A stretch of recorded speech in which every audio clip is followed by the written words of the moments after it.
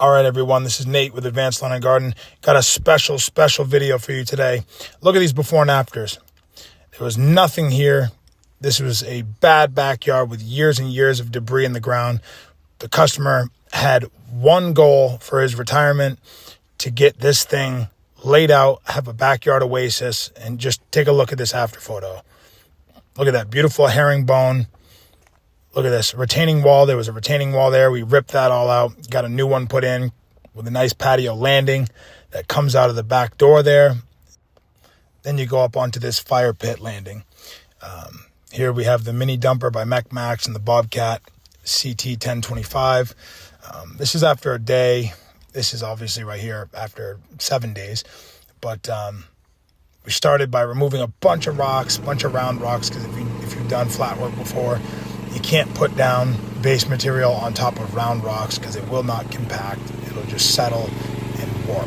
So here I'm using the Max T80 track dumper with the self-loading bucket to bring the paver base back to the backyard. This was a one-man job. This was just me all day bringing this stuff back. Saves hours and hours of man labor. This is the landing that we went ahead and put conduit under for the fire pit so they could run gas too. I didn't charge the customer for it. I said, hey, we have the spare parts. Let's just go ahead and put the conduit in there. This is Caleb. He's getting his hands in poison ivy right now. I got poison ivy too. We didn't even know it. We both got it really bad. Here's Tessa. She's starting the entire paver situation right here, laying them nice and neat along the string lines that we put. We really take our time in the beginning to make sure this is completely straight. After compacting the base material really tight, we add another layer of it. Add each paver in. We lay about 15 to 20 pavers, and then we hammer each one in just to get it nice and set up for the rest of the lay. You see all these plants are put in. We did landscape lighting as well, so we had to put wires underneath the base material to make sure that we could connect the lights where we wanted to. We made sure that the irrigation was in there. All the plants got what they needed. And there could be lights everywhere. So we got Caleb keeping the pavers on Tessa. Tessa's got the knee pads on. She laid 90% of this by herself. There was over 5,000 pavers. This was after putting the base material down and compacting it. Notice that we put base material everywhere. We did not use crushed-crete. We used limestone screenings, which is really good because it compacts tightly and it lets water drain through it.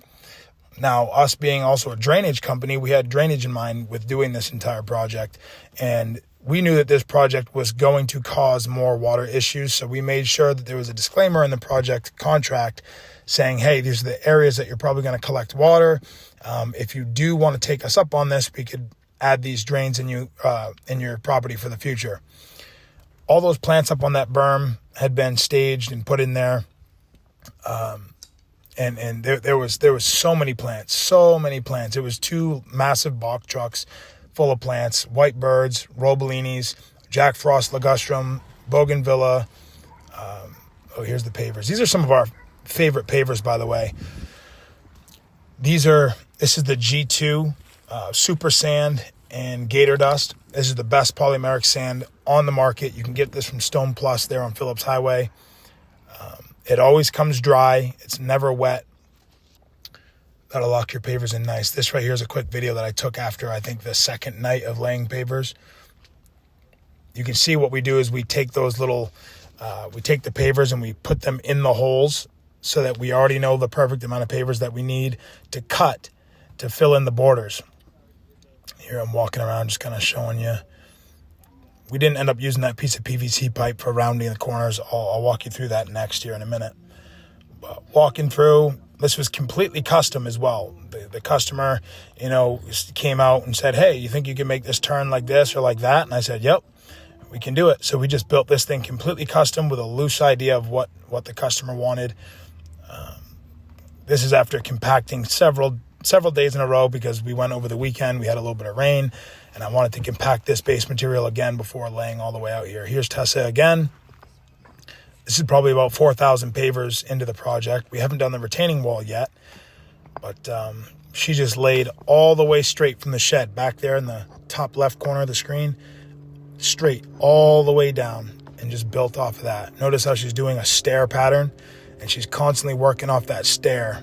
She's not trapping herself in where she needs to squeeze a paver in. She's keeping everything nice and straight, just like that. 1, 2, 3, 4, 5, and 6. Then she'll go up from the bottom up, always leaving openings for pavers.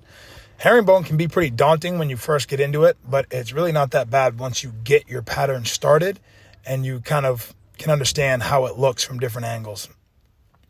So this is how I did my turn. I didn't use any rope or PVC. I just overlaid my pavers, and then I overlaid my pavers like this, and I marked them.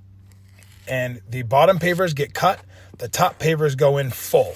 That way it's full cut, and you have a perfect turn, whether it's inside or outside.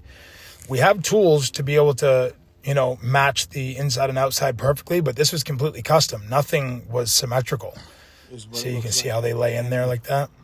The 5th day, pavers go all the way. I think I'm showing the customer something here about the sand that we put down. Comes all the way up here.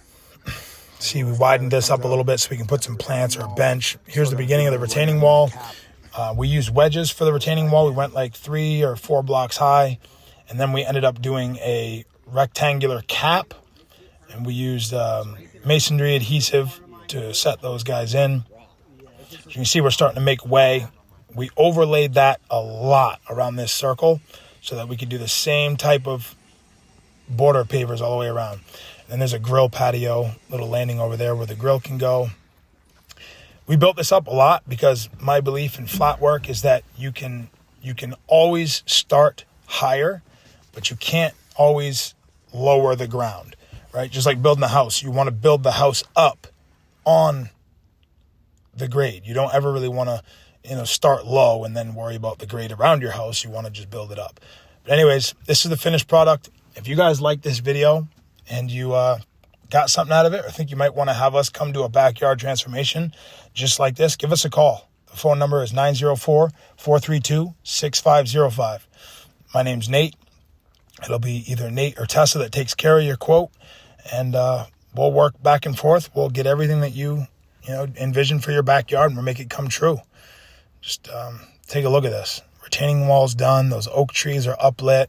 Got some nice dome lighting around the pathway. Beautiful. Thanks for watching, guys. Hit that like button, share, subscribe. I'll see you next time.